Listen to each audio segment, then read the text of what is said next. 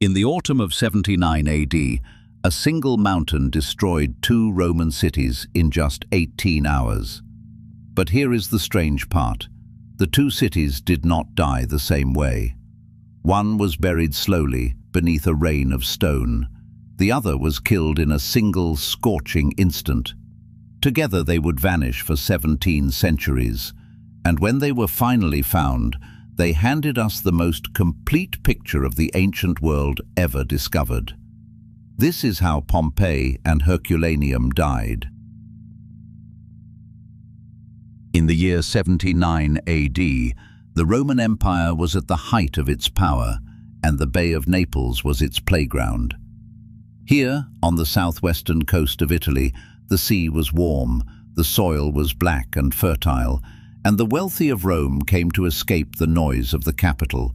2 cities sat at the foot of a single green mountain, Mount Vesuvius. The larger was Pompeii, a bustling commercial town of perhaps 20,000 people.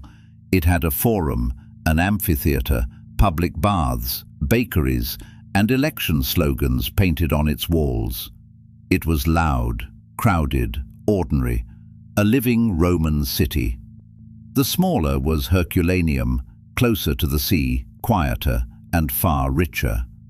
Around 5,000 people lived here, in elegant houses with marble floors and sea views. This was where the elite kept their seaside villas. Above them both rose Vesuvius, its slopes covered in vineyards and gardens.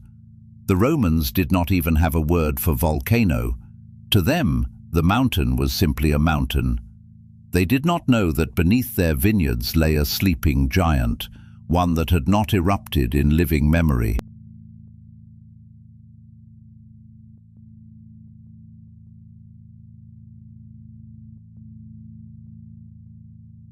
The mountain had been trying to warn them. For years, small earthquakes had rattled the bay. 17 years before the eruption, a powerful quake had cracked walls and toppled temples across Pompeii, and the city was still rebuilding when the end came. In the final days, the tremors grew stronger. Wells and springs ran dry as the rising magma swallowed the groundwater. But the Romans had no science of geology. To them, earthquakes were the work of the gods, or simply the price of living on a beautiful coast. They had felt tremors before. They always stopped. So the people of Pompeii did what people have always done in the face of a slow warning. They waited. They repaired the cracks. They stayed. Around 1 o'clock in the afternoon, late in October 79 AD, Vesuvius tore itself open. A column of ash, pumice, and superheated gas blasted into the sky, rising not in a slow plume, but as a violent jet that punched up to 30 kilometers in height.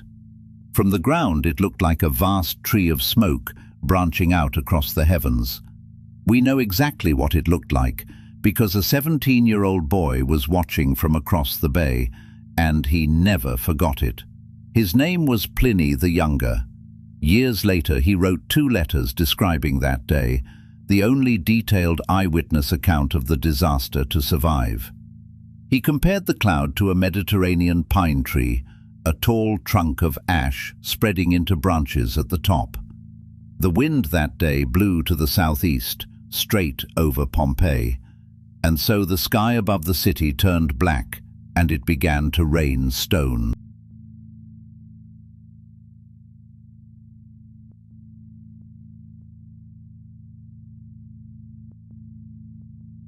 At first, the falling pumice was light, porous volcanic rock, each piece no heavier than a pebble, but it never stopped. Hour after hour, it buried Pompeii at a rate of around 15 centimeters an hour. Roofs groaned under the weight, the streets filled, daylight vanished. Many fled at once, carrying what they could.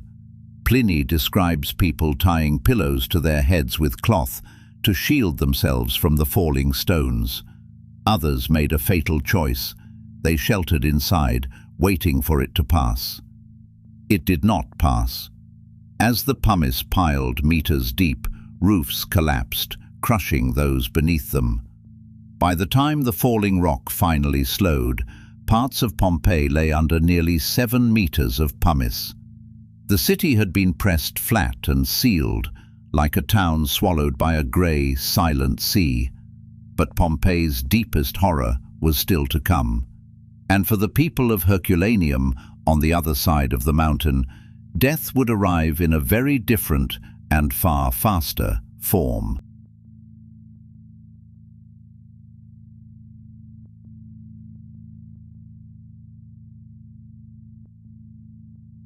Late that night, the eruption changed. The towering column, no longer able to hold itself up, began to collapse. Instead of rising, it fell, and as it fell, it turned into the most lethal thing a volcano can produce: a pyroclastic surge. A pyroclastic surge is an avalanche of superheated gas, ash, and rock that hugs the ground and moves at the speed of a hurricane. This one reached temperatures around 500 degrees Celsius, traveling at perhaps 100 kilometers an hour. It rolled down the mountain and struck Herculaneum first. For decades, archaeologists believed the people of Herculaneum had escaped. The town seemed empty.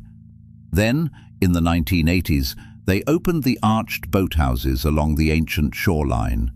Inside were hundreds of skeletons, men, women, and children who had fled to the water's edge, waiting for rescue boats that never came. They did not suffocate slowly, as the people of Pompeii did. The heat was so extreme that death was very nearly instantaneous. Herculaneum was not buried in light pumice. It was sealed under up to 20 meters of dense, hot volcanic material that cooled into solid rock, encasing the entire town.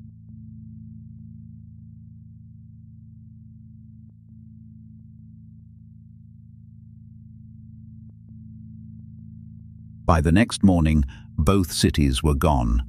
Where Pompeii and Herculaneum had stood, there was only a grey, smoking wasteland. Survivors who returned could not even find their streets. In time, the very names of the cities faded from memory.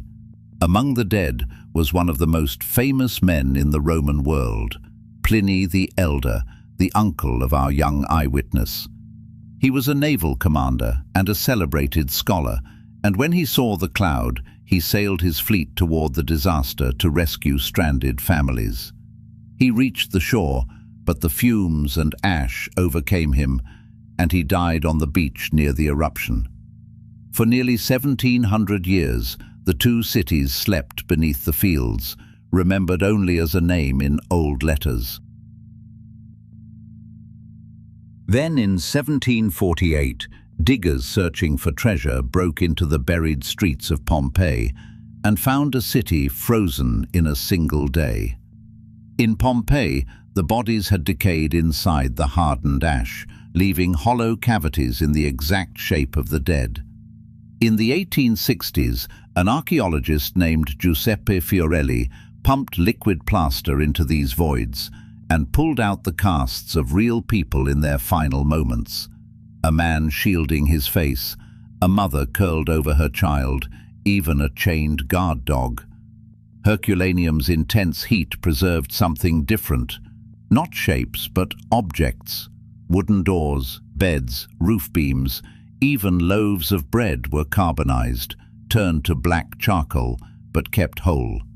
And in one grand villa, the heat baked an entire library of scrolls into lumps of carbon. Hundreds of ancient books, the only library to survive intact from the Roman world. For centuries they were unreadable, too fragile to open. But today, scientists are using particle accelerators and artificial intelligence to read the ink inside them, virtually, without ever unrolling the scrolls. Words written before the eruption are being read for the very first time by us.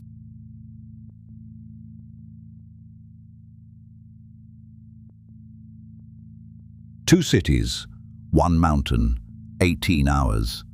Pompeii gives us the shapes of the dying. Herculaneum gives us the objects of the living. Together, they are the most complete window we have into a single day in the ancient world, preserved terribly by the same force that destroyed them. Vesuvius is not extinct. Today, 3 million people live within reach of its slopes, on the same beautiful, fertile, dangerous coast. The mountain is only sleeping. So, how did you do? Pompeii was home to around 20,000 people. The ash column rose nearly 30 kilometers into the sky.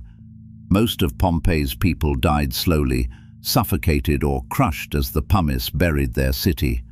Herculaneum, by contrast, was destroyed in a single instant, struck by a surge of 500 degrees.